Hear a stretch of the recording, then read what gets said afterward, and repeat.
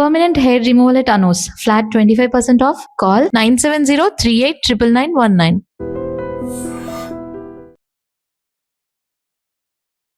నమస్తే, నేను Kavitha. Welcome to I dream news and నిజాలు. వెస్ట్ బెంగాల్ మాజీ సీఎం మమతా బెనర్జీ తను రాజీనామా చెయ్యడానికి వెనకాడుతున్నారు. ససేమిరా నేను రాజీనామా చేసే ప్రసక్తే లేదు, ఓట్ చోరీ మాత్రమే కాదు సీట్ చోరీ కూడా జరిగింది, దాదాపుగా 100 స్థానాల్ని నేను కోల్పోవాల్సినటువంటి పరిస్థితి వచ్చింది, ఎలక్షన్ కమిషనే దీనికి బాధ్యత వహించాలి అనేటువంటి మాట చెప్తోంది. మరొక వైపు తమిళనాడులో విజయ్కి మద్దతుగా బేషరతుగా మేము మద్దతు ఇస్తాము అని కాంగ్రెస్ అనౌన్స్ చేస్తే గవర్నమెంట్లో మేము చేరము, బయట నుంచి మా మద్దతు ఉంటుంది అన్నట్టుగా ఏఐడిఎంకే కూడా సంకేతాలు ఇస్తోంది. ఈ 2 రాష్ట్రాల్లో ఏం జరగబోతోంది? మనతో పాటుగా ఉన్నారు సీనియర్ జర్నలిస్ట్ సురేష్ కొచ్చతిల్ గారు. సార్ నమస్తే. సో ఫస్ట్ మనం వెస్ట్ బెంగాల్ నుంచి మాట్లాడుకుంటే మమతా బెనర్జీ యాక్సెప్ట్ చెయ్యట్లేదు ఈసీ మీద. నేను బీజేపీతో కాదు పోటీ పడింది, ఈసీతో పోటీ పడ్డాను, ఇప్పుడు 100 సీట్లు పోయాయి, అక్కడ సీట్ చోరీ అనేది జరిగింది అనేమాట, నేను రాజీనామా చేయనని చెప్పేస్తున్నారు తను. ఇది మీరు చెప్పినట్లు ఇవాళ టైమ్స్ ఆఫ్ ఇండియాలో ఒక కార్టూన్ వచ్చింది. చిన్నపిల్లలు క్రికెట్ ఆడుకుంటా నేను అవుట్ అయితే అవుట్ కాలేదని చెప్పి కొట్లాడతారు వాళ్ళు గల్లీ క్రికెట్లో. ఇది అదే సంగతి. ఒక మెచ్యూర్ పొలిటీషియన్ ఎప్పుడు చేయరు. అక్కడ చూడండి, స్టాలిన్ రాజీనామా చేసేసారు, పినరాయి విజయన్ రాజీనామా చేశారు, ఇల్లు కూడా ఖాళీ చేసేసారు, ముఖ్యమంత్రి ఇల్లు కూడా ఒకటే రోజుల్లో. అది కాకుండా అస్సాంలో అయితే కంటిన్యూటీ ఉంది, పాండిచ్చేరిలో కంటిన్యూటీ ఉంది, ఇదొక్కటే డిస్ప్యూట్. ఈమె రాజీనామా చేయకపోతే కూడా నో డిఫరెన్స్, ఎందుకంటే మే 6వ తారీఖు అయిపోతుంది ప్రెసిడెంట్ అసెంబ్లీ సెషన్, ఇది అయిపోతుంది, గవర్నర్ డిసాల్వ్ చేసేస్తారు, ముఖ్యమంత్రి లేరు, మంత్రులు లేరు, ఎవరు లేరు. మ్యాక్సిమం ఆమె కేర్ టేకర్ చీఫ్ మినిస్టర్గా ఉండొచ్చు అంతే. అది కూడా గవర్నర్ చెప్తుంది, లేకుంటే he can make it a presidents rule or governors rule, అది కూడా చట్టంలో ఉందన్నమాట. మమతా బెనర్జీకి ఆ ఇమ్యూనిటీ చూపిస్తున్నారు. ఆమె 100 సీట్లు అనే ఒక రౌండ్ ఫిగర్ చెప్పేస్తుంది. ఎక్కడి నుంచి ఆమెకు 100 వచ్చింది అంటే ఆమె గెలిచిన సీట్లకు ప్రాబ్లం లేదు, ఆమె ఓడిపోయిన సీట్లకే ఆమెకు ప్రాబ్లం ఉంది. ఇవాళ పొద్దున టైమ్స్ ఆఫ్ ఇండియాలో ఒక అనాలిసిస్ వచ్చింది. 2వ స్థానంలో 3వ స్థానంలో వచ్చిన క్యాండిడేట్స్, గెలిచిన క్యాండిడేట్స్ పక్కన పెట్టండి, మోస్ట్ ఆఫ్ దమ్ బీజేపీ 98% దాకా. 2వ స్థానం 3వ స్థానంలో క్యాండిడేట్స్ డిఫరెన్స్ చూసి వాళ్ళు నిర్ణయంకి వచ్చారంటే 82 సీట్లలో 3వ స్థానంలో వచ్చిన క్యాండిడేట్ ఓట్లు తీసుకెళ్ళడానికే 2వ స్థానంలో క్యాండిడేట్ ఓడిపోయారు. Okay. And most of the cases it is Trinamool. ఒక అధీర్ రంజన్ చౌదరి ఒకరే ఉన్నారు కాంగ్రెస్ నుంచి, సిపిఎం ఓటు తీసుకెళ్ళిపోతే ఆయన బీజేపీతోనే ఓడిపోయారు. సో చాలా ఎగ్జాంపుల్స్ ఉన్నాయి ఇట్లాంటి ఎగ్జాంపుల్స్లోనే మమతా బెనర్జీ ముందు అర్థం చేసుకోవాలి. డేటా తీసుకొచ్చి మాట్లాడే, ఏదో ప్రెస్ కాన్ఫరెన్స్ చేయడము, నేను రాజీనామా చేయను, నేను ఇంకా ముఖ్యమంత్రిగానే ఉంటానంటే నడవదు. Constitution doesn't allow it. మిమ్మల్ని రేపు డిస్క్వాలిఫై కూడా చేయొచ్చు మిమ్మల్ని, అది కూడా జరుగుతుంది అన్నమాట. ఆ పరిస్థితులు ఉన్నప్పుడు ఏం చేయబోతున్నారు అనేది చాలా ఇంపార్టెంట్ ఉంటుంది. Governor role. గవర్నర్ ఫస్ట్ ఉన్న అసెంబ్లీని డిసాల్వ్ చేసేస్తారు. డిసాల్వ్ చేసిన తర్వాత next he will invite the largest party to form the government. ఇప్పుడు మనం ఎగ్జాంపుల్ తీసుకుంటే ఈ ప్రాబ్లం కేరళలో లేదు, వెస్ట్ బెంగాల్లో లేదు, అస్సాంలో లేదు, పుదుచ్చేరిలో లేదు, ఒకటే ప్లేస్లో ఈ ప్రాబ్లం రాబోతుంది, that is in west Bengal. West బెంగాల్లో కూడా మమతా బెనర్జీ ఇప్పుడు ఇట్లాంటి ప్రాబ్లం క్రియేట్ చేస్తుంది. సో అక్కడ కూడా ప్రాబ్లం లేదు యాక్చువల్లీ. తమిళనాడులో ప్రాబ్లం. తమిళనాడులో ఏం జరుగుతుందంటే అక్కడ 108 స్థానాల్లో గెలిచిన టీవీకే పార్టీని టెక్నికలీ వాళ్ళకి ఫుల్ మెజారిటీ లేదు. గవర్నర్ ఏం చేస్తారంటే ఒకసారి డిజాల్వ్ చేసిన తర్వాత ఆయన నెక్స్ట్ లెవెల్లో ఈ లార్జెస్ట్ పార్టీ ఎవరున్నారో వాళ్ళని పిలుస్తారు ఫామ్ చేయడానికి. ముఖ్యమంత్రిగా ప్రమాణ స్వీకారం చేస్తారు. వాళ్ళని చేసిన తర్వాత ఫ్లోర్ అసెంబ్లీలో వారం పాటు లేకుంటే 15 రోజులు ఒకసారి 15 రోజుల లోపల మెజారిటీ ప్రూవ్ చేయమని చెప్తారు. ఓకే, అప్పుడు దాకా వాళ్ళు అడ్జస్ట్మెంట్ అంతా చేసుకొని గవర్నమెంట్ ఫామ్ చేసేస్తారు. కానీ మీరు లిస్ట్ తీసుకెళ్ళి నాకు 108, దాంతోపాటు 5 కాంగ్రెస్, 2 సిపిఎంలు, 2 సిపిఐ, కొన్ని ఏఐడిఎంకే అని చెప్పి గవర్నర్ యాక్సెప్ట్ చేయరు. ఎందుకంటే అది బొంబాయి జడ్జిమెంట్ కేసు నుంచి వచ్చిందనమాట. అది బొంబాయి జడ్జిమెంట్ కేసులో చాలా క్లియర్గా సుప్రీంకోర్టు చెప్పారు, no you cannot do the MLA count in the Raj Bhavan. MLA count జరగాల్సింది ఫ్లోర్ ద అసెంబ్లీ అని చెప్పి బొంబాయి జడ్జిమెంట్ వస్తుంది. తర్వాత ఎన్టీ రామారావు గారి కేసులో కూడా అదే జరిగింది. ఒకసారి పరేడ్ చేసి చూపించారు, ఎంతమంది మాకు మద్దతు ఇస్తున్నారో చూడండి అనేది. రాజ్భవన్ తీసుకెళ్లారు, తర్వాత ఢిల్లీ కూడా తీసుకెళ్లారు. సో అది సెటిల్, దట్ ఇస్ సెటిల్ అనమాట. సో మమతా బెనర్జీ ఇప్పుడు చేసేది ఏం చేయడానికి ఆమె లేదు. కానీ ఆమె నేను ఈ 100 సీట్లు ఓడిపోయాను దానికి కారణం ఆమె ఉంటుంది ఎస్ఐఆర్ ప్రాసెస్ అంటారు ఆమె. Yeah. ఎస్ఐఆర్ ప్రాసెస్లో ఓట్లు పోయినాయండి. నిన్న కూడా బహుశా మనం మాట్లాడినప్పుడు ఈ ఫ్యాక్ట్ నేను తీసుకొచ్చాను మీ ముందు. వెస్ట్ బెంగాల్లో డిలీట్ చేసిన ఫస్ట్ లెవెల్లో 60 లక్షల మందిని తీసేశారు లిస్ట్. దాంట్లో డిస్ప్యూట్ లేదు ఎక్కువ. ఓకే, మమతా బెనర్జీ కొంతమంది చనిపోయిన వాళ్ళని తీసుకొచ్చి వీళ్ళు బతుకున్నారని చూపించారు. తర్వాత అఫిడవిట్ ఫైల్ చేయమన్నారు, వాళ్ళు చేయలేదు అఫిడవిట్. 60 లక్షల మంది పక్కన పోయారు లిస్ట్ నుంచి. నెక్స్ట్ డౌట్ఫుల్ కేటగిరీలో 27 లక్షల మంది ఉన్నారు. వాళ్ళది ఒక జ్యుడిషియల్ ప్యానెల్ చెక్ చేశారు. ఒక జడ్జ్ అంటే చాలామంది జడ్జెస్ని, జూనియర్ లెవెల్ జడ్జెస్ని వీళ్ళు తీసుకొచ్చారు.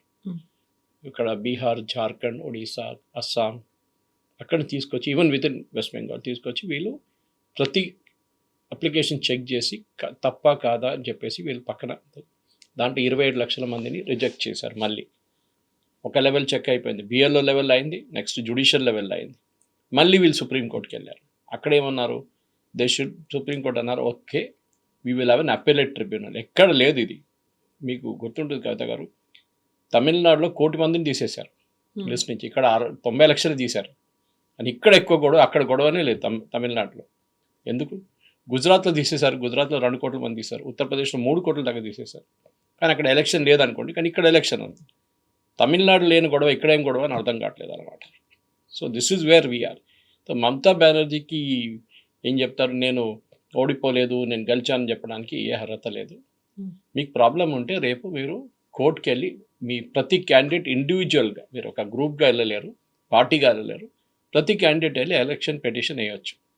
ఇదే రాహుల్ గాంధీని ఛాలెంజ్ చేశారు అప్పుడు బీజేపీ వాళ్ళు కూడా. హర్యానాలో ఓట్ చోరీ జరిగిందని చెప్పారు. హర్యానాలో మీరు ఎలక్షన్ పిటిషన్ ఏమంటే వాళ్ళ పార్టీ వైపు నుంచి 6 వేశారు, 6 అది కూడా అందరిది రిజెక్ట్ అయిపోయింది ఎలక్షన్ పిటిషన్. ఒక ఆయన్నే కౌంటింగ్ దాకా వచ్చారు.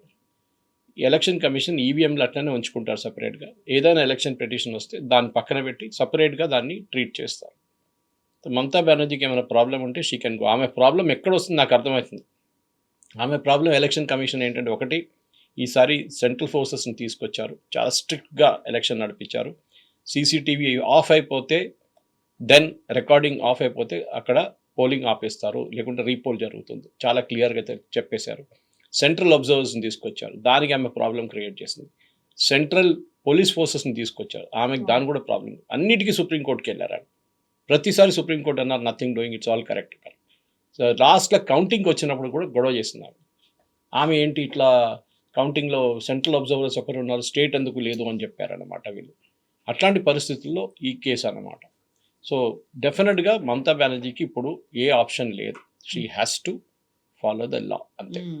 అయితే ఇక్కడ లాని ఫాలో అవ్వాలి అనుకుంటున్నప్పుడు తను అంటున్నటువంటి ఒక మాట, గతంలో ఓట్ చోరీ అనే మాట యూజ్ చేసేవాళ్ళు, బట్ ఈసారి ఎస్ఐఆర్ వచ్చిన తర్వాత విపరీతంగా డిలీషన్ అనేది జరిగింది. At the same time seat చోరీ కూడా చేశారు. అంటే అక్కడ ఎలక్షన్ కమిషన్ని రెస్పాన్సిబుల్ చేస్తున్నారు. ఎలక్షన్ కమిషనే కావాలని ఇది చేసింది. ఇంతకు ముందు ఎప్పుడూ కూడా వీటన్నిటినీ కేంద్ర ప్రభుత్వం యూజ్ చేసుకుంటుంది అనేవాళ్ళు, బట్ ఎప్పుడు అంతలా డైరెక్ట్గా టార్గెట్ చేయలేదు. కోర్టుకి వెళ్ళండి, ఎవరైనా ఆపారా మిమ్మల్ని? Go to the court. ఎట్లా జరిగింది చెప్పండి కోర్టుకి వెళ్ళి. ఈ ప్రెస్ కాన్ఫరెన్స్లో కూర్చొని స్టేట్మెంట్ ఇవ్వడం కాదు. మీరు గెలిచిన సీట్లు కూడా ఛాలెంజ్ చేయాలి. BJP should challenge all the seats. ఎక్కడెక్కడ టీఎంసీ గెలిచారో అక్కడ కూడా వాళ్ళు ఛాలెంజ్ చేయాలి. చాలా క్లియర్గా 82 స్థానాల్లో టీఎంసీ ఓడిపోవడానికి కారణం సిపిఎం లేకుంటే కాంగ్రెస్. వాళ్ళు తీసుకెళ్ళిన ఓటు వీళ్ళు ఓడిపోయిన ఓట్ల కన్నా ఎక్కువ ఉంది. న్యాచురల్లీ చాలా ఎగ్జాంపుల్స్ ఉన్నాయి అట్లాంటి. సో మీకు కావాలని నేను చెప్తాను కూడా, that is not a major issue. కానీ మమతా బెనర్జీ చేసే ఈ ఆరోపణని మనం డెఫినెట్గా చాలా లైట్గా తీసుకోవాలి, ఎక్కువ సీరియస్గా తీసుకోక్కర్లేదు. She is not really serious about what she is saying. ఇట్లాంటి పరిస్థితుల్లో let us look at, for example, ఇప్పుడు బీజేపీకి 207 స్థానాలు ఉన్నాయి కవిత గారు, తృణమూల్కి 80 ఉన్నాయి. మమతా బెనర్జీ ఏం చెప్తుంది, 100 సీట్లు మా వైపు నుంచి పోయింది అంటున్నారు. ఓకే, దట్ మీన్స్ ఆమె 180 టార్గెట్ చేస్తుంది అనమాట. నేను ఎగ్జాంపుల్స్ ఇస్తాను మీకు.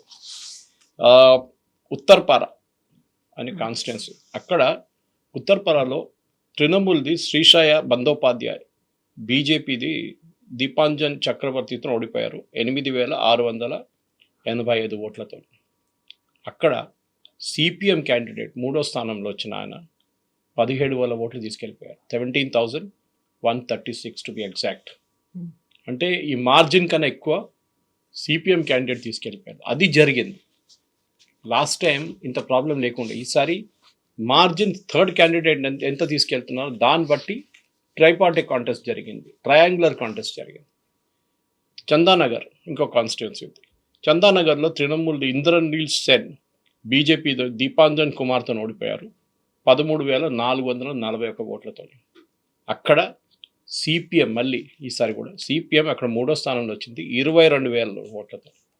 22,760 22,760 అంటే మీ మార్జిన్ కన్నా ఎక్కువ సిపిఎం తీసుకెళ్ళిపోయారు. So this is where the problem started. మనం దీన్ని ఇట్లాంటి చాలా ఉన్నాయి. ఎగ్జాంపుల్ చెప్పుకోకపోతే చాలా పెద్ద లిస్ట్ ఉంది. ఆధార్ ఈ 82 స్థానాలు చెప్పాను చూడండి. రెండు వైపులు చూడొచ్చు. ఒకటి సిపిఎంకి వెళ్ళింది anti Mamata Banerjee votes. CPM లేకుంటుండే క్యాండిడేట్ లేదనుకోండి, అక్కడ ఆ ఓట్లు ఎవరికి వెళ్తుంది? బీజేపీకి వెళ్తుంది. కొన్ని కాన్స్టిట్యున్సీలో చాలా కాన్స్టిట్యున్సీలో ముస్లిం క్యాండిడేట్స్ ఉన్నారు.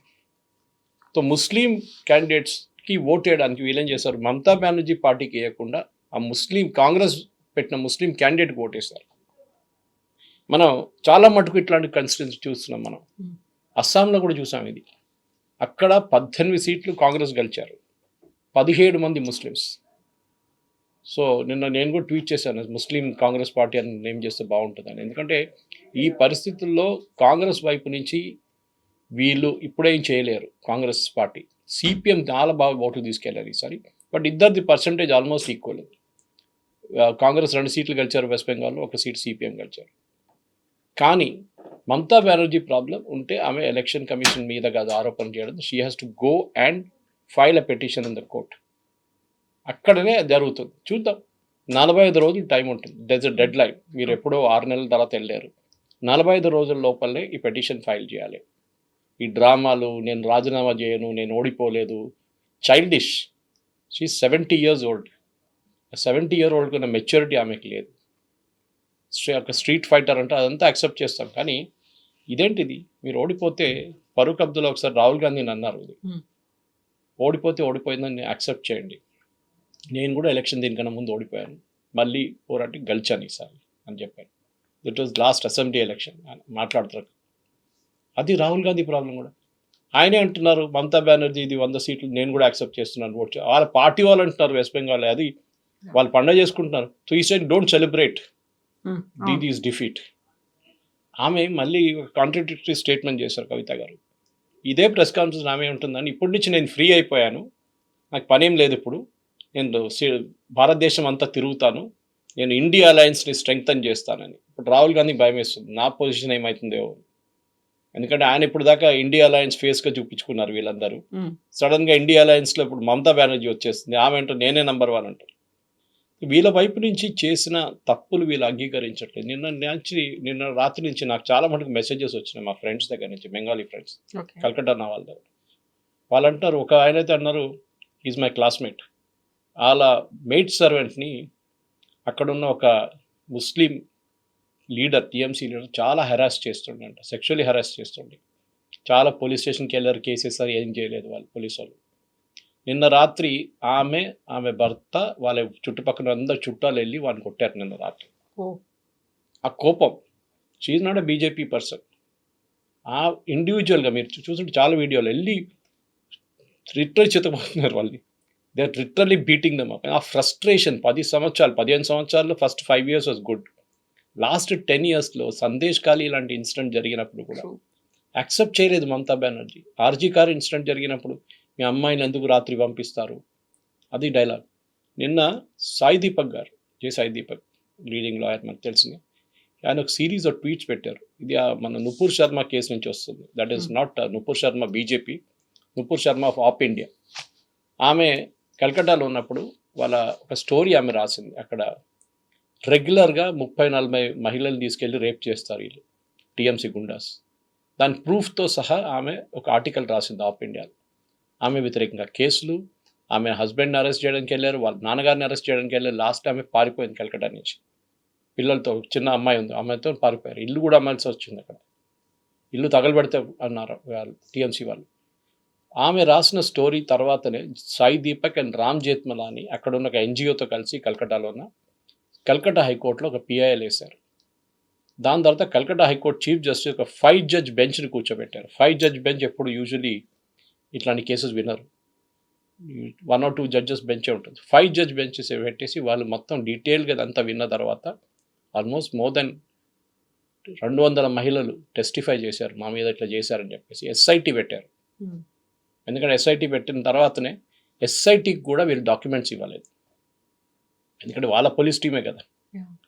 తర్వాత ఇది సుప్రీంకోర్టుకి వెళ్ళింది. అక్కడ ఇప్పుడు కూడా పడింది. సాయి చాలా పెద్ద ఒక 20-30 ట్వీట్లు సిరీస్గా సీక్వెన్స్గా చేశారు. అది it is there on my Facebook. So అట్లాంటి ఒక్క ఇన్సిడెంట్ ఇది, అట్లాంటి చాలా ఇన్సిడెంట్స్ జరిగింది.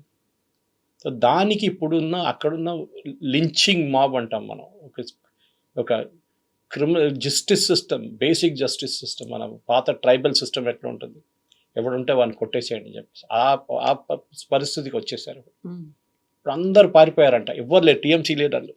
నిన్న ఇంకో ఆర్టికల్ వచ్చింది, అక్కడున్న ఆటో డ్రైవర్స్ మన సిఎన్జి రేట్లు పెంచినప్పుడు వీళ్ళు రేట్లు పెంచుకున్నారు. ఒకరు డబుల్ చేసేసారు, కొంతమంది ట్రిపుల్ చేసేసారు ఫేర్స్. అక్కడున్న ప్రజలకు విసుకొచ్చేసింది. మమతా బెనర్జీ అడిగితే వాళ్ళక పార్టీ లీడర్, దీన్ని యూనియన్ లీడర్ ఆయన అన్నారంట, nothing doing, you have to pay this fair, అంతే. నిన్నటి నుంచి సాయంత్రం నుంచి ఈ ఆటో వాళ్ళందరూ పాత రేటుకి వచ్చేసారు. బీజేపీ జెండా పెట్టుకొని తిరుగుతున్నారు. That fellow is disappeared. ఆ టీఎంసీ లీడర్, ఆ యూనియన్ లీడర్ కనిపించట్లేదంట. ప్రజలకు చూడండి, హౌసింగ్ సొసైటీ, ఇంకో స్టోరీ హౌసింగ్ సొసైటీస్ మీద. కల్కటాలో ఉన్న హౌసింగ్ సొసైటీస్ని వీళ్ళు ఎప్పుడు టార్గెట్ చేస్తారు టీఎంసీ, అందుకే చదువుకున్న వాళ్ళు కదా, బీజేపీకి ఓటేస్తారు వీళ్ళని చెప్పి. ఈ హౌసింగ్ సొసైటీ వాళ్ళు కూడా చాలా క్లియర్గా చెప్పారు, మేము ఓటేస్తే మమ్మల్ని కరెంటు తీసేస్తారు, నీళ్ళు తీసేస్తారు చెప్పి థ్రెటన్ చేస్తారు మమ్మల్ని వచ్చేది. ఈసారి వాళ్ళు రిస్క్ తీసుకొని ఓటేశారు. అండ్ ఇప్పుడు వాళ్ళు అదే అంటారు, now we're going to celebrate, మేము పండుగ చేసుకుంటాం అని చెప్పి నిన్న పటాకాలు కాల్చిన సీన్ చూపించారు. అది నేను ఆటో రిక్షా చెప్పాను మీకు, హౌసింగ్ సొసైటీస్ చెప్పాను, ఇండస్ట్రియలిస్ట్. నిన్న కల్కటాలో మీటింగ్ జరిగింది పెద్దగా. They all welcomed it because ఇంక లేకుండే ఇట్ ఇదైనా జరుగుతుంది. ఈ బీజేపీ అనే ఏదో డెవలప్మెంట్ తీసుకొస్తారు. అస్సాంలో జరిగింది కదా, పక్కన ఉన్న అస్సాంలో జరిగింది, ఇక్కడ కూడా రాదు, ఇక్కడ ఉన్న బీహార్లో జరిగింది పక్కన. మెయిన్ రీజన్ దీనికే అక్కడున్న ప్రజలకు వచ్చిన ఫ్రస్ట్రేషన్తోనే జరిగింది. నేను కొన్ని ఎగ్జాంపుల్స్ ఇంకా కూడా ఇవ్వగలను మీకు, అది కూడా చాలా మటుకు it is a real pointer అన్నమాట. ఎట్లా టీఎంసీని ప్రజలు ఓడించారనేది. కొన్ని కాన్స్టిట్యున్సీలో, కొన్ని డిస్ట్రిక్ట్స్లో బీజేపీ ఎప్పుడు గెలవలేదు. For example కల్కటాలో.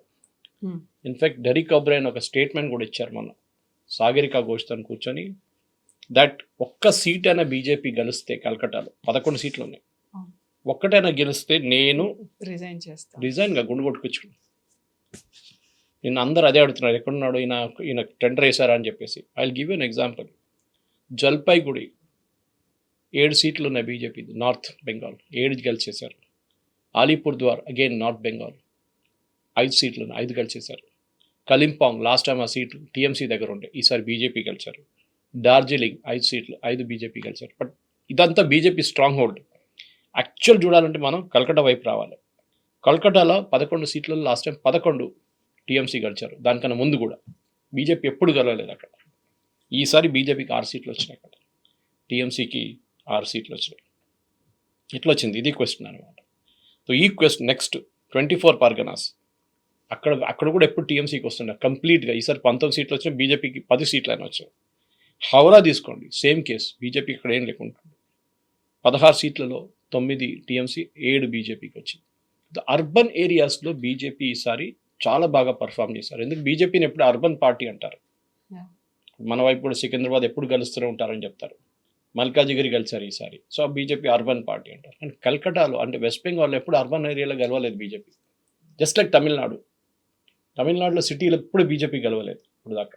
So this is the main change. ఈసారి వచ్చిన చేంజ్ అంటే ఓటర్లు భయపడకుండా సిఆర్పిఎఫ్, సిఐఎస్ఎఫ్, బిఎస్ఎఫ్ ఉన్నారని చెప్పి వచ్చి బూత్కి వచ్చి ఓటేశారు. ఒక కాన్స్టిట్యున్సీ ఫలితా అని చెప్పి అక్కడ రీపోలింగ్ జరగబోతుంది. అక్కడ సీసీటీవీ ఆఫ్ చేసేసి ఈవీఎంలు కొట్టుకుంటూ కూర్చున్నారు వీళ్ళు టీఎంసీ వాళ్ళు. అక్కడ ఉన్న పోలింగ్ ఆఫీసర్లు ఏం చేయలేకపోయారు, భయపడ్డారు. సిఆర్పిఎఫ్ ఇంటర్ఫియర్ చేస్తే కూడా వీళ్ళు పట్టించుకోలేదు. లాస్ట్లో వీళ్ళు సిఆర్పిఎఫ్ ఇన్ఫార్మ్ చేస్తే ఎలక్షన్ కమిషన్ యాక్షన్ తీసుకున్నారు. సో మమతా బెనర్జీ ఒకటి మాట అర్థం చేసుకోవాలి, డిక్టేటర్స్ అనేది ఇవాళ ఎండ్ ఇట్లనే ఉంటుంది. రోడ్ మీద మీరు మిమ్మల్ని గుంజి తీసుకొచ్చి కొడతారు. మమతా బెనర్జీ కొట్టడం చెప్పట్లేదు, కానీ వాళ్ళ పార్టీ లీడర్స్ని చేస్తున్నారు. మనం కలకటాలో చూస్తున్నాం, ప్రతి 5 నిమిషాలకు ఒక వీడియో వస్తుంది, కలకటాలో జరుగుతుంది. సో వెస్ట్ బెంగాల్లోనేమో అక్కడ బీజేపీకి మెజారిటీ ఉంది, బట్ సీఎం ఎవరు అవుతారు అనేది ఒక క్లారిటీ లేదు. తమిళనాడులోనేమో విజయ్ సీఎం అవుతాడు అని ఉంది, బట్ ఆ మెజారిటీకి ఎవరు సపోర్ట్ ఇస్తారు అనే దాంట్లో. సో ఈ 2 క్వశ్చన్స్కి ఏం చెప్తారు మీరు? తమిళనాడు తీసుకుందాం ఫస్ట్. తమిళనాడు డౌట్ లేదు, ఎందుకంటే కాంగ్రెస్ సపోర్ట్ చేస్తారు ఎట్లా. ఎందుకంటే దీనికన్నా ముందు కూడా మీకు గుర్తుంటుంది, కవిత గారు పొత్తు పెట్టుకున్నప్పుడు రాహుల్ గాంధీకి అసలు నచ్చలేదు ఈ పొత్తు డిఎంకేతో. అప్పుడు టీవీకే టచ్లో ఉన్నారు కాంగ్రెస్తో, మనం ఒక అలయన్స్ పెట్టుకుందామని చెప్పి. కానీ ఇండియా అలయన్స్ చెప్పి స్టాలిన్ని భయపడి అక్కడున్న లోకల్ కాంగ్రెస్ లీడర్స్ రాహుల్ గాంధీని కన్విన్స్ చేశారు, మనం డిఎంకేతోనే పొత్తు పెట్టుకోవాలని చెప్పేసి. అప్పుడు కూడా మీకు గుర్తుంటుంది, వీళ్ళు నెగోషియేషన్స్ టైంలో మాకు మినిస్టర్షిప్ కావాలన్నారు, గెలిస్తే మీకు పదవి కావాలి మాకంటే Stalin said nothing doing, this is only for election, మీకు తీసుకోండి 25 సీట్లు, మీకు అది కూడా లేదు. ముందు వీళ్ళు 65 సీట్లు అడిగి తర్వాత దిగొచ్చారు 25 కాంగ్రెస్, తీసుకోండి. సో ఈసారి కాంగ్రెస్కి ఇప్పుడు డిఎంకే అలయన్స్ నుంచి కాంగ్రెస్ బయటకు వచ్చేస్తారు, ఇండియా అలయన్స్లో ఉండరు. ఇప్పుడు they will be a part of TVK. అటువైపు నేను ఇప్పుడు వింటున్నాను బట్ ఏఐడిఎంకే కూడా సపోర్ట్ చేస్తారు, మేము ఎన్డీఏ నుంచి బయటకు వచ్చేస్తాము. యాక్చువల్లీ బీజేపీకి కావాల్సింది అది, అన్నిటికంటే పెద్ద బీజేపీకి పాజిటివ్గా ఉండబోయేది ఏఐడిఎంకే వాళ్ళు వెళ్ళిపోతే బీజేపీ అన్నామలై గారిని రిటర్న్ తీసుకొచ్చి మళ్ళీ పార్టీని రీబిల్డ్ చేయాల్సి వస్తుంది. 5 సంవత్సరాలు వాళ్ళు ఏం చేశారు, అన్నామలై గారు చేసిన మొత్తం వేస్ట్ అయిపోయింది. మళ్ళీ పాప ఆయన తీసుకొచ్చి మళ్ళీ డెవలప్ చేయాల్సి వస్తుంది పార్టీని. ఆ నయనార్ నాగేంద్రన్ లాంటి ఎందుకు తీసుకొచ్చారు ఎవరు అర్థం కావట్లేదు నాకు. I think that one of the biggest blunder BJP senior leadership చేసింది ఈ ఏఐడిఎంకే పెట్టుకున్న పొత్తు. Let Annamalai work on the ground. TVK 2 సంవత్సరాలు ఇంత మట్టుకు ముందుకు వస్తే మళ్ళీ అన్నామలై గారు ఎందుకు చేయలేరు? And TVK is not Dravidian party. మళ్ళీ మీరు ఆ ద్రవిడియన్ అంటే మళ్ళీ చెప్పుకోవచ్చు, ద్రవిడియన్ లింక్ లేదు. జోసెఫ్ విజయ్ ఇది క్రిస్టియన్, ఆయన లీడ్ చేసిన పార్టీ గెలిచారు ఈసారి election with in just okay. Film star ఉండొచ్చు, అన్నామలై కూడా తక్కువ కాదు ఫిలిం స్టార్ నుంచి, ఆయనకున్న ఫ్యాన్ ఫాలోయింగ్ పెద్ద ఫ్యాన్ ఫాలోయింగ్ ఉంది. సో మీరు టైం ఇవ్వలేదు and you removed him from the scene just like that. అది బీజేపీ చేసిన చాలా మటుకు. నేను చాలా మంది మాట్లాడాను నా ఫ్రెండ్స్ దగ్గర, because I studied in Chennai, నేను అక్కడ చదువుకున్నాను నేను 3 సంవత్సరాలు. వాళ్ళు కూడా ఇది చెప్పారు, బీజేపీ కార్డర్స్లో మొత్తం డిసప్పాయింట్మెంట్ వచ్చింది. చూడండి సురేష్ గారు, ఈసారి బీజేపీ ఒక్క సీటు కూడా రాదన్నారు. తగ్గిపోయాయి కదా, ఒకటే గెలిచారు, ఉదయమంగళం, దట్స్ ఊటీ సీట్ గెలిచారు. అందరూ అసలు కార్డర్స్ పనిచేయలేదు బీజేపీ. అన్నామలైని తీసేశారు, we don't want to be a part of BJP అని. అది కరెక్ట్ చేయొచ్చు, అక్కడ issue is settled. So Joseph Vijay will become the CM. ఇక్కడ నుంచి సపోర్ట్ వచ్చి 108 సీట్లు ఆయనకి అసెంబ్లీలో ప్రూవ్ చేసుకుంటారు ఆయన. వెస్ట్ బెంగాల్లో సువేందు అధికారి, దట్ నో డౌట్ నా అంచనా ప్రకారం. ఎందుకంటే ఆయన ఒక టైంలో మమతా బెనర్జీ రైట్ హ్యాండ్ ఉండే, మీకు గుర్తుంటుంది. అది చెప్తే హిమంత బిశ్వ శర్మ కూడా కాంగ్రెస్ నుంచి వచ్చారు. So and his father Suvendu Adhikari వాళ్ళ నాన్నగారు is one of the founding members of TMC. Mamata బెనర్జీతో తోడు ఫామ్ చేసినప్పుడు ఆయన ఉన్నారు. కానీ ఆయన తర్వాత మమతా బెనర్జీతో ఉన్న డిఫరెన్సెస్లో బయటకు వచ్చేసారు. మన అందరికి తెలిసిన హిస్టరీ. లాస్ట్ టైం నందిగ్రామ్లో ఓడించారు, ఈసారి భవానీపూర్లో వెళ్ళి అక్కడ కూడా ఓడించారు. అంటే that means he has that killer instinct, leadership quality ఉంది. బహుశా బీజేపీకి అక్కడ పెద్ద దిలీప్ ఘోష్ ఆయన ఉన్నారు, కానీ దిలీప్ ఘోష్ కానీ ఆయన అంత పెద్ద లీడర్ కాదు, is slightly old Dilip Roy. కానీ Suvendu is the right candidate ఇప్పుడుకున్న దాని ప్రకారం. అండ్ బీజేపీకి అక్కడ క్విక్ యాక్షన్ తీసుకోవాలని ఎవరైనా లీడర్ కావాలి అక్కడ. ఎందుకంటే law and order first situation. అక్కడున్న మహిళల మీద జరిగిన అత్యాచారాల గురించి ఒక ఎన్ఐఏ ఇన్వెస్టిగేషన్ ఉండాలి. That should the first thing. అక్కడున్న క్రిమినల్స్ ఎవరెవరు ఉన్నారు, వీళ్ళు బంగ్లాదేశ్ నుంచి వచ్చిన క్రిమినల్స్ ఉండి వాళ్ళందరినీ ఐడెంటిఫై చేసి లాకప్ వేయాల్సి వస్తుంది. డెఫినెట్గా బంగ్లాదేశ్ వైపు ఉన్న ఆ 500 కిలోమీటర్ ఫెన్సింగ్ కోసం భూమి ఇవ్వలేదు మమతా బెనర్జీ, అది ఇవ్వాల్సి వస్తుంది. So Suvendu and his team plate full అంటారు ఇంగ్లీష్లో. చాలా పనులు ఉన్నాయి వాళ్ళకి చేయాల్సింది. ఫస్ట్ 6 months హనీమూన్ పీరియడ్ ఉంటుంది, హనీమూన్ పీరియడ్లో కూడా పనిచేయాలి వీళ్ళు కష్టపడి. అంటే అఫ్కోర్స్ అమిత్ షా గారు ఒకసారి ఎంట పడితే డెఫినెట్ ఎవరైనా పనిచేస్తారు, that's no doubt about it. కాకపోతే ఇక్కడ విజయ్కి ఎవరు మద్దతు ఇస్తారు? కాంగ్రెస్ ఏమో మేము బయట నుంచి ఇస్తాము, బేషరతుగా అన్కండిషనల్గా ఇస్తాము అన్నట్టుగా ఒక అనౌన్స్మెంట్. ఏఐడిఎంకే దగ్గర నుంచి కూడా we will not join the government అనేది ఒకటి. కావాలనుకుంటే మేము ఎన్డీఏ నుంచి కూడా బయటకు వచ్చి సపోర్ట్ చేస్తాము అంటే అక్కడ క్లియర్గా స్ప్లిట్ అనేది కనిపిస్తోందా? ఈ ఏఐడిఎంకే చాలా లైట్ తీసుకోవాలండి, అంత సీరియస్ తీసుకోక్కర్లేదు. ఏఐడిఎంకేలో స్ప్లిట్ అయిపోతుంది చూడండి. ఇప్పుడు నేను రాసిస్తాను మీకు. Hmm. వితిన్ ఇప్పుడు కాకుండా 2 నెలల లోపల ఒక పార్టీలో ఒక పెద్ద స్ప్లిట్ ఉంటుంది.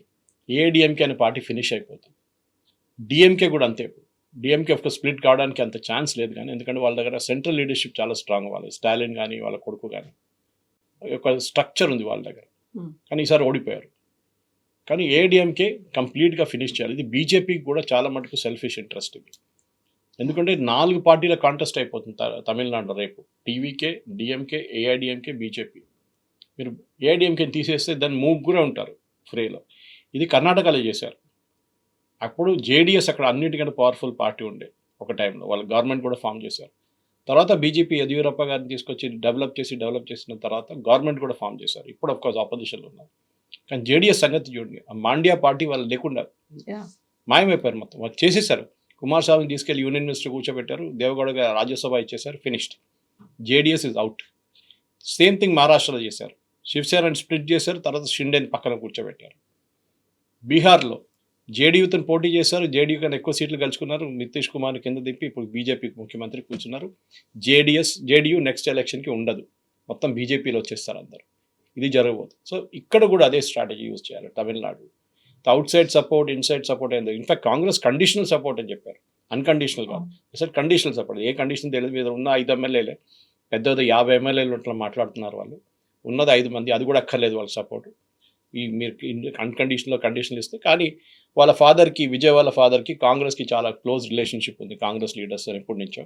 సో ఆయనకి డెఫినెట్గా కాంగ్రెస్తో పొత్తు పెట్టుకోవాలి. కానీ అప్పుడు కూడా ఆ మ్యాజిక్ ఫిగర్కి రాదు. 118, ఐ థింక్ 118 అనుకుంటాను కదా, 118 నాట్ 119, 118 వచ్చేసి 118 లో కూడా విజయ్కే 2 ఉన్నాయి కాబట్టి ఒకటి ఆయన తక్కువైపోతుంది, రాజీనామా చేయాల్సిందే. చేయాల్సి వస్తుంది. ఎనీవే అది పెద్ద ఇష్యూ కాదు. అసెంబ్లీలో ఈజీగా పాస్ అయిపోతారు. అది కాన్ఫిడెన్స్ మోషన్ తీసుకొచ్చిన తర్వాత ఇట్ విల్ గో త్రూ. కానీ ఇప్పుడున్న పరిస్థితిలో ఈవెన్ డిఎంకే కూడా అబ్జెక్ట్ చేయరు. వాళ్ళు ఓటింగ్ నుంచి అబ్సెంట్ కూడా చేసేస్తారు కావాలంటే. అది కూడా జరగవచ్చు ఈ టైం. కానీ డెఫినెట్గా మనం అస్సాం చూస్తే Himanta Biswa Sarma there is no doubt, దానికి క్లియరెన్స్ అక్కర్లేదు. రంగస్వామి గారు పుదుచ్చేరి. కేరళలో there is a big battle. అక్కడ పెద్ద గొడవ నడుస్తుంది. నిన్న కూడా నేను మలయాళం ఛానల్స్ చెక్ చేస్తే అక్కడ విడి Satheesan is a leading player. ఆయనే పాపం కష్టపడి పార్టీని ఇక్కడ దాకా తీసుకొచ్చారు. లీడర్ ఆఫ్ అపోజిషన్గా ఉండి లాస్ట్ 5 సంవత్సరాలు. కానీ అక్కడ కొంతమంది లైక్ కేసీ వేణుగోపాల్, ఆయనకి ఢిల్లీలో ఇప్పుడు ఆయన రాహుల్ గాంధీ ఏ రోజు తీసేస్తారో తెలియదు. ఎందుకంటే ఇది బిగ్గెస్ట్ డిజాస్టర్. కాంగ్రెస్ ఈ పరిస్థితికి వచ్చిందంటే ఒకటి రాహుల్ గాంధీ, నెక్స్ట్ కేసీ వేణుగోపాల్. ఎక్కడ అహ్మద్ పటేల్ పొజిషన్లో ఉన్న అహ్మద్ పటేల్ పొజిషన్లో కేసీ వేణుగోపాల్ వచ్చి కూర్చున్నారు. పాలిటిక్స్లో జీరో ఆయనకి అసలు ఏం తెలియని మనిషిని తీసుకొచ్చి డమ్మీని అక్కడ కూర్చోబెట్టారు రాహుల్ గాంధీ. ఎందుకో తెలియట్లేదు. ఆయన కేపబిలిటీ ఉంటే ఈజీగా చూపిస్తుంది. ఆయన కన్నా చాలా మటుకు కేపబుల్ లీడర్స్ కాంగ్రెస్లో ఉన్నారు. ఒక సచిన్ పైలట్ కానీ, అశోక్ గెహ్లాట్ కానీ, ఇట్లాంటి లీడర్స్ కూర్చోబెడితే కాంగ్రెస్ ఎప్పుడో బాగుపడుతుంది. కేసీ వేణుగోపాల్ తీసుకొచ్చి పెట్టారు. సో ఆయన అక్కడి నుంచి ట్రై చేస్తున్నాడు ఢిల్లీ నుంచి వెళ్ళిపోవడానికి, లేకుంటే ఏదో ఒక రోజు ఆయన తీసి బయటపడేస్తాడు రాహుల్. సో ఆయన కూడా అక్కడ మొదలు పెట్టాడు. 50 ఎమ్మెల్యే సపోర్ట్ ఉంది, అది ఇదని చెప్పి కొత్త డ్రామా అక్కడ మొదలైంది. ఇదంతా ఉన్నప్పుడు కూడా I think it will be finally VD Satheesan who will become the leader of opposition. ఆయన ఇప్పుడు ముఖ్యమంత్రి క్యాండిడేట్ అయిపోతారు. కానీ పాపం కాంగ్రెస్లో ఏం చేయలేము. శశి థరూర్ పేరు వినిపిస్తోంది, రమేష్ చెన్నితల పేరు ఉంది. మీరు మనకు గుర్తుంటుంది తెలుగుదేశం పార్టీ ఎందుకు ఫామ్ అయింది తెలంగాణ, మన ఉమ్మడి ఆంధ్రప్రదేశ్లో. ఆ రోజు అంజయ్య గారిని రాజీవ్ గాంధీ గారు బేగంపేట ఎయిర్పోర్ట్లో అపమానించిన తర్వాతనే తెలుగు ఆత్మగౌరవం అని చెప్పి ఎన్టీ రామారావు గారు ముందుకు వచ్చారు. అప్పుడు కార్టూన్ కూడా వస్తుండే ఈనాడులో, కుండ తల మీద కుండ పెట్టుకుని ఢిల్లీ నుంచి ఎవరిని పంపిస్తారట, లేకుంటే ఎన్వలప్లో పంపిస్తారు పేరు. ఇక్కడ వచ్చిన తర్వాత కుండ పడగొడితే ఈయన ముఖ్యమంత్రి అని తెలిసిపోతున్నారు. అంటే లోకల్ ఎమ్మెల్యేస్కి అసలు ఎవరు పట్టించుకోరు. లోకల్ ఎమ్మెల్యేస్ వాళ్ళ ఎవరు ముఖ్యమంత్రి కావాలని ఢిల్లీ నుంచి అన్ని డిసైడ్ చేస్తారు. వాళ్ళు ముగ్గురే, ప్రియాంక, రాహుల్ గాంధీ, సోనియా గాంధీ, వీళ్ళ పార్టీ. ఈవెన్ మల్లికార్జున్ ఖర్గేకి ఒక వాయిస్ కూడా లేదు. ఆయన పాప ఒక బీఫామ్ కూడా ఇష్యూ చేయలేడు ఆయన. ఆ పరిస్థితి అనేది. సో వీళ్ళందరూ అంతే, భజన వాడాల్సిందే. సో సేమ్ సతీశన్ గారు పాప నిన్న ఢిల్లీకి వెళ్ళారు. ఆయన కూడా భజన వాడతారు అక్కడ కూర్చొని. ఎందుకంటే ఆయన ముఖ్యమంత్రి కావాలంటే వాళ్ళు ఎస్ అని చెప్పగానే, ఎందుకంటే పార్టీలో ఇన్నర్ పార్టీ డెమోక్రసీ లేదు వాళ్ళకి. It is a process of selection, not election. Yes sir, wait చేద్దాం. Thank you so much. Thank you madam. Thank you.